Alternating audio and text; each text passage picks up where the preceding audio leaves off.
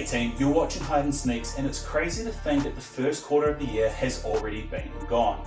Now with April almost around the corner, it's time to talk about some of the upcoming releases, and we do things a little bit differently here on Hide and Sneaks as a channel. Unlike a lot of other sneaker channels and news websites, instead of focusing on every single release this month, I just want to focus on the ones that I think are worth talking about. So without further ado, let's get started and look at that first pair. The first pair we have releasing on April 5th is a Nike SB Dunk Low collaboration with Yuto Horigami. Now hopefully I haven't killed the pronunciation on that too much, but the important part is it's a collaboration with a famous Japanese skateboarder.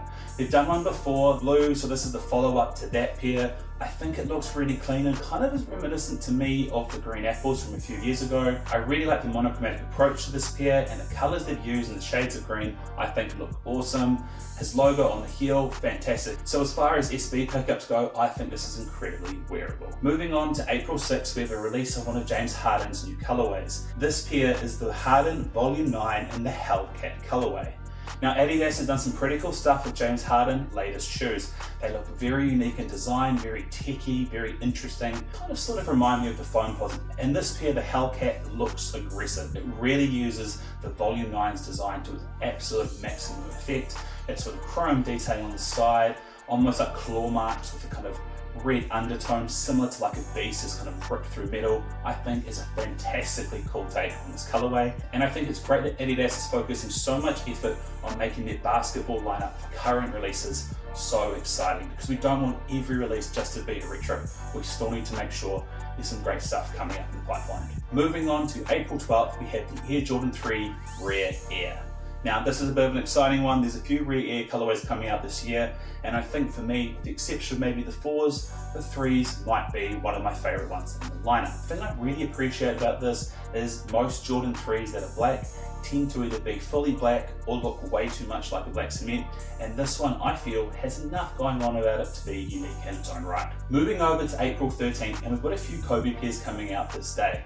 Now the reason for this is April 13th was the official day that Kobe played his last game in 2016 as a Laker. So to honour Kobe's memory and to make sure that we recognise the fantastic career that he had, they've got some great drops coming out. Starting with this first one, which is the Kobe 8 Protro in the What The colorway. What The colorways are always so wild and always so crazy because they combine past colorways on that model.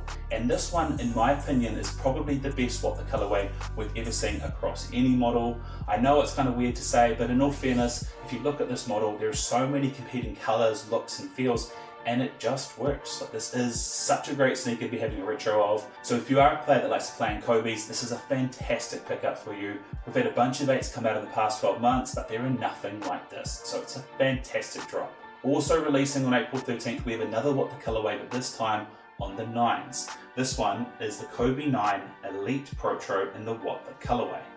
Now this one is a little less creative. I think it's a little bit more tame.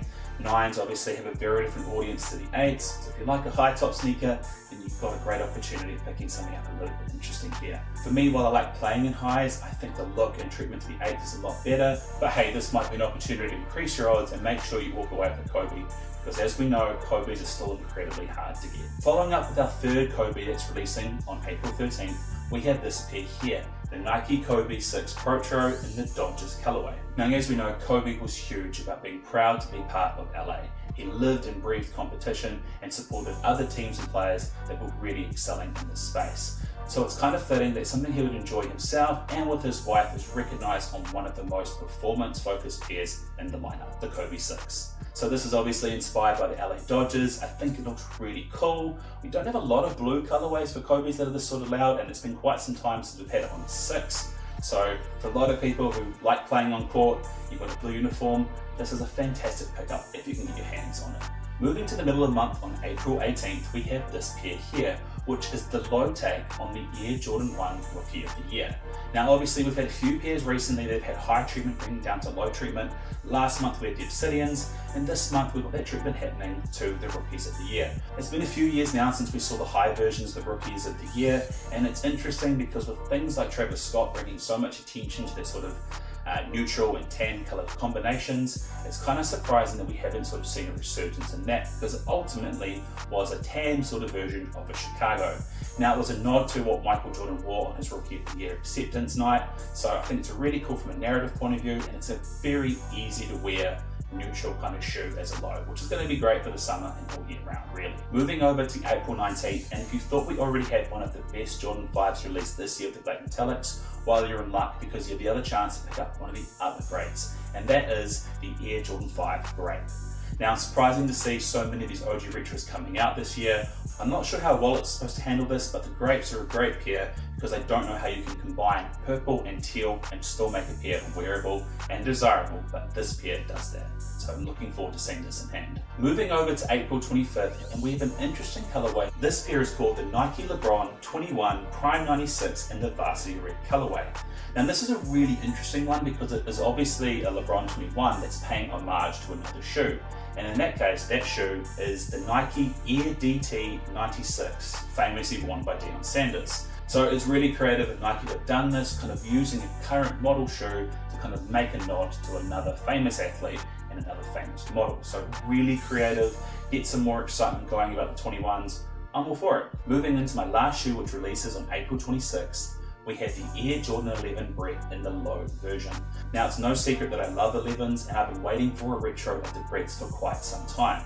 The interesting thing is, and maybe it's just speculatory, but I've noticed that when they do low treatment to shoes, we often get the high versions. Like, key example for me is we've got the legendary lows, and then we've got the highs 2 years later, and there's a couple of examples. So fingers crossed this sells out really well, and Jordan prioritizes getting this pair back as a high version. Well, that brings us to the end of our April sneaker release look.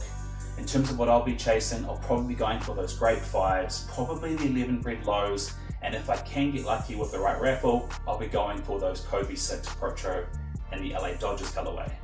But let me know in the comment section below what you'll be prioritizing this month. Please let me know if there's any pairs you think that I've missed that need coverage, and if there are any pairs that release after I release this video, drop them in the comments and I'll try to review on them. Anyway, thank you so much for watching. Feel free to like and subscribe, and I'll see you next time.